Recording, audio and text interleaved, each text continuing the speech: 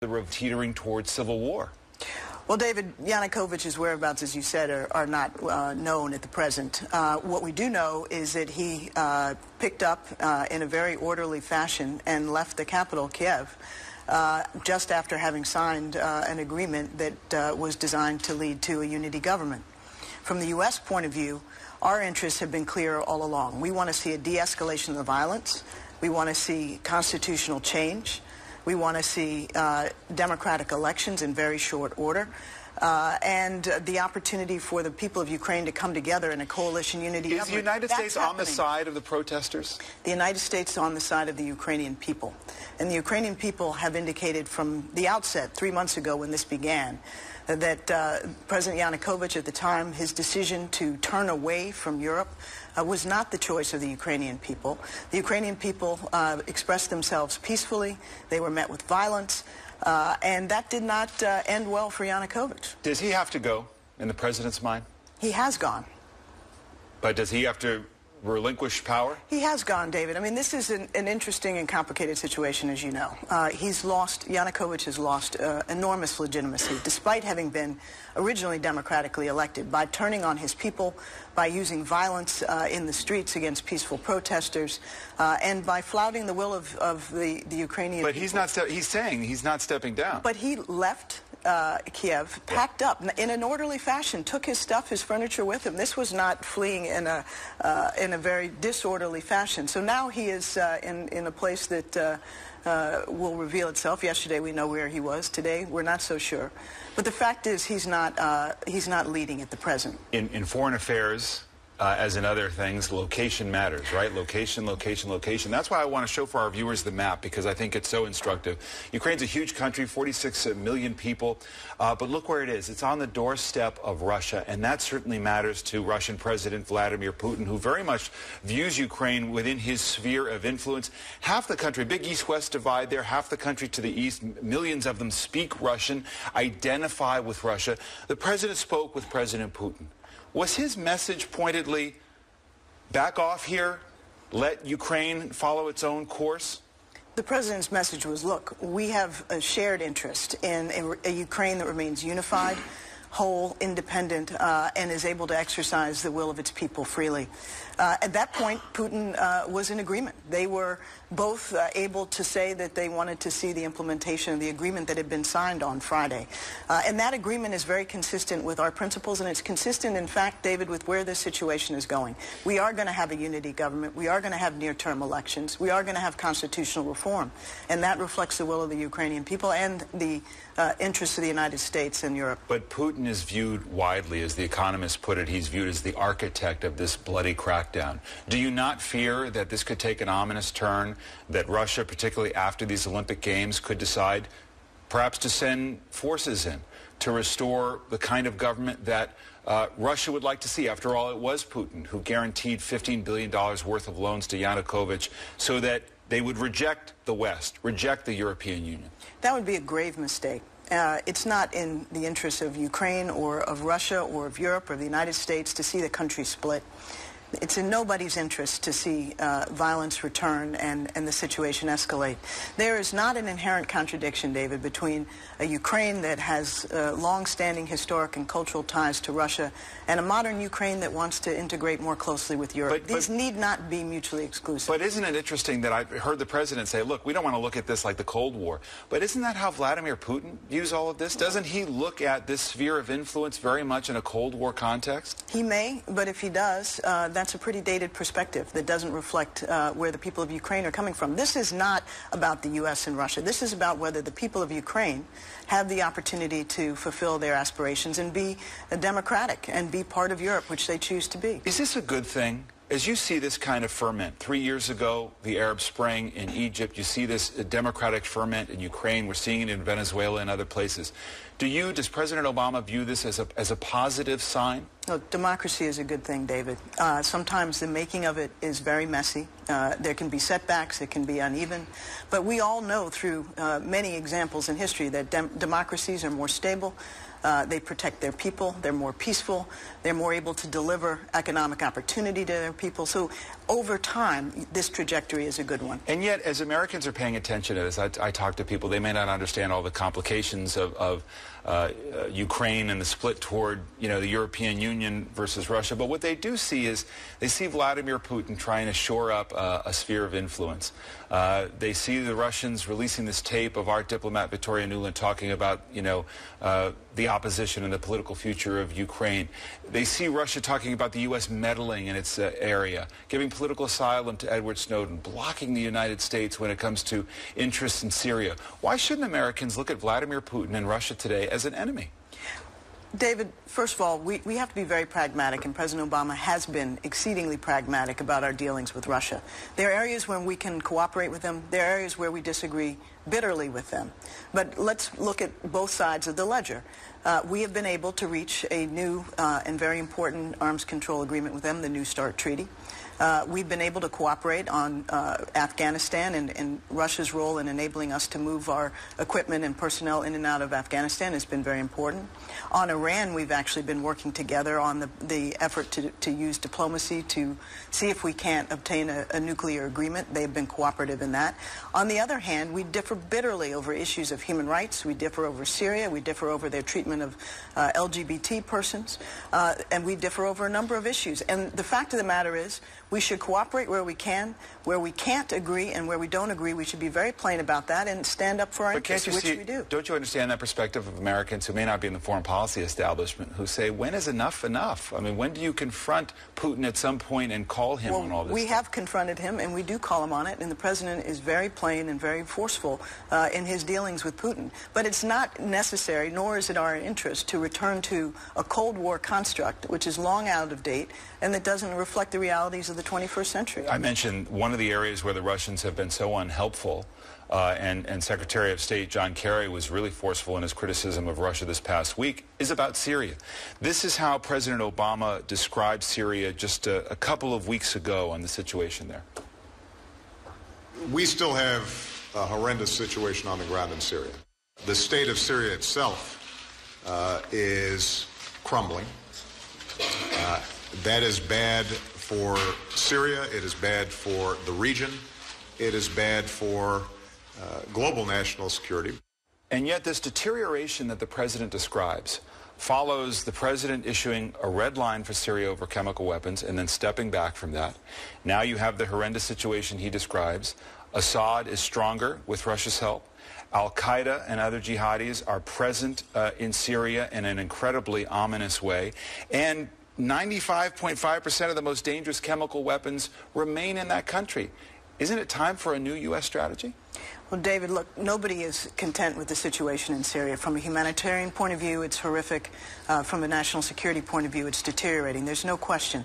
We're constantly reviewing our options. We're constantly looking at ways to accomplish our objective. And let me be clear about what that objective is. First of all, we don't want to see terrorists and the terrorist threat emanate from Syria. We're concerned about the growing extremist presence there.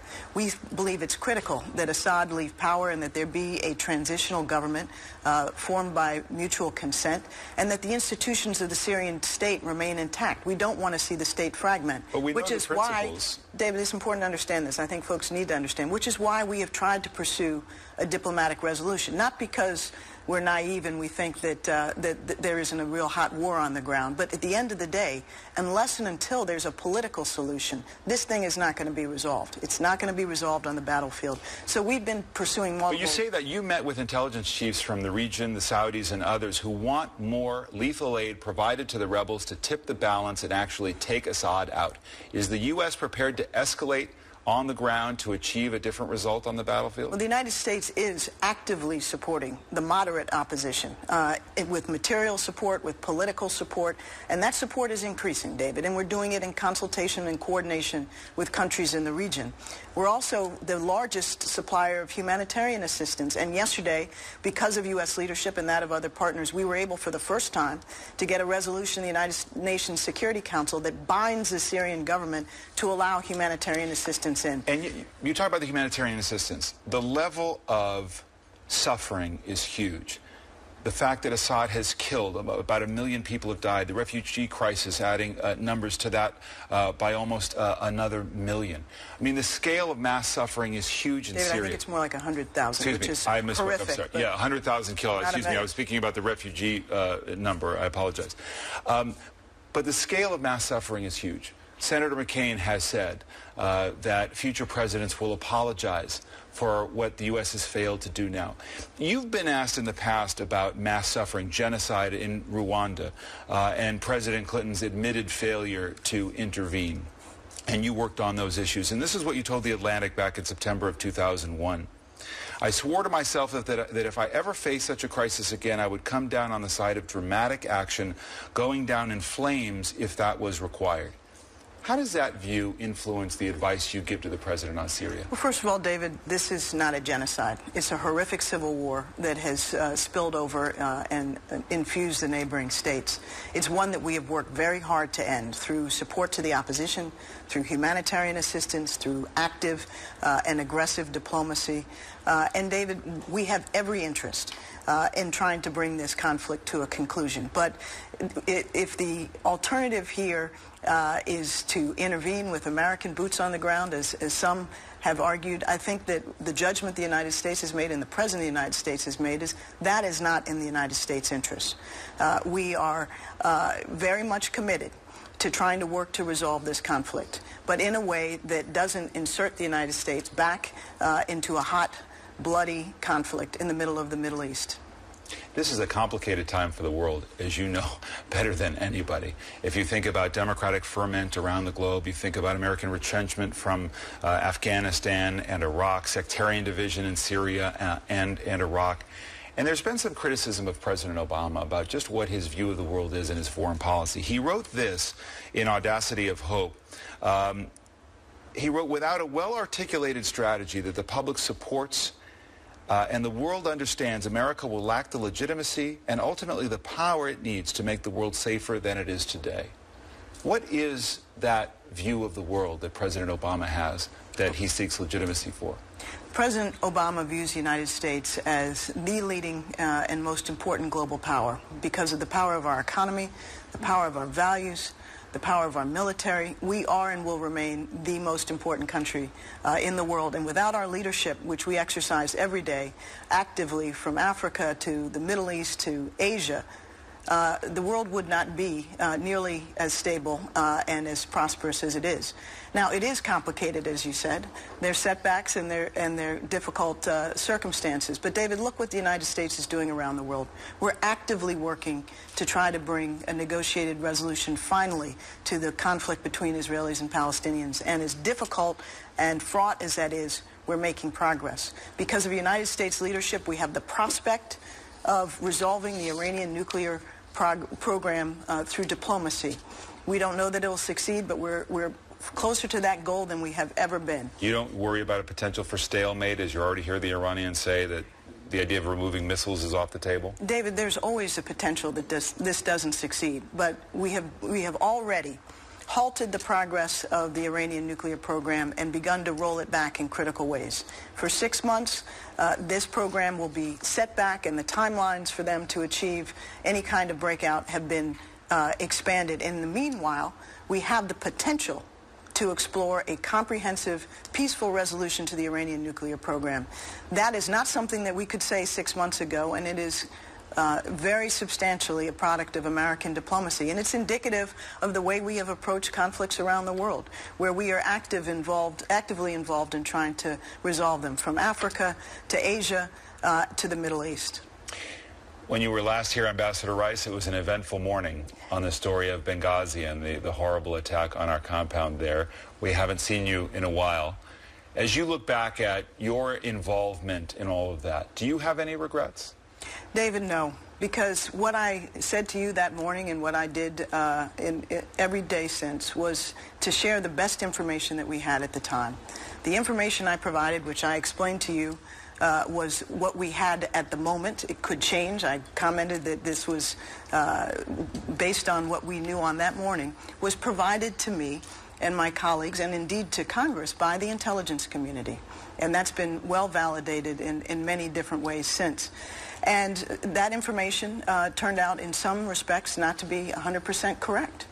But the notion that somehow I or anybody else in the administration misled the American people is patently false. And I think that that's been amply demonstrated. The politics of this are still intense. Do you believe it cost you the Secretary of State job? David, I don't know. What I do know is that I have a great job. It's the greatest honor in the world to work for the President of the United States and on behalf of the American people, and I couldn't ask for anything more. We know, as was said at that time, and has been found later, that security at the compound was a gaping deficiency. But it's also an issue of finding the people responsible for this attack. The president spoke forcefully about that during the presidential debates. This is what he said in October of 2012. We are going to find out who did this, and we're going to hunt them down. Because one of the things that I've said throughout my presidency is, when folks mess with Americans, we go after them. 17 months later, are we any closer to finding who is responsible? Yes, I think you've heard the Attorney General speak to this. The investigation is ongoing, and it is indeed made progress. But the point is, we will get the perpetrators. And if we will stay on it until this gets done. And if you need any proof of that, recall the capture operation that occurred not long ago in Libya against somebody who attacked the United States many years ago in Africa. The United States stays on the case. This president, our President Obama, has said that we will do what it takes to bring the perpetrators to justice, and indeed we will. Finally, I just want to, on a final point about Ukraine and what you will be monitoring and watching for today and in the days to come. Well, most importantly, David, we want to obviously see a de-escalation of the violence. And for the last few days, things have been much more peaceful. That is welcome, and it's something we want to see sustained. The Parliament is actively involved now in choosing this transitional government, setting the date for elections, and appointing acting heads of ministries. We want to shore that up. And very importantly, we want to cooperate with partners in Europe, the IMF, the Russians, if they're prepared to participate, to help the Ukrainian economy, which is very, very fragile. They need to reform, and they need financing, and that will be very much a part of our shared efforts. Do you think the United States has a big financial role to play in helping? The United States will play a role, along with our partners in Europe. If Russia chooses to participate, they would be welcome, and of course the IMF is the big player on the block in this respect. Susan Rice, thank you very much for your time. Good to be with you. Appreciate it very much.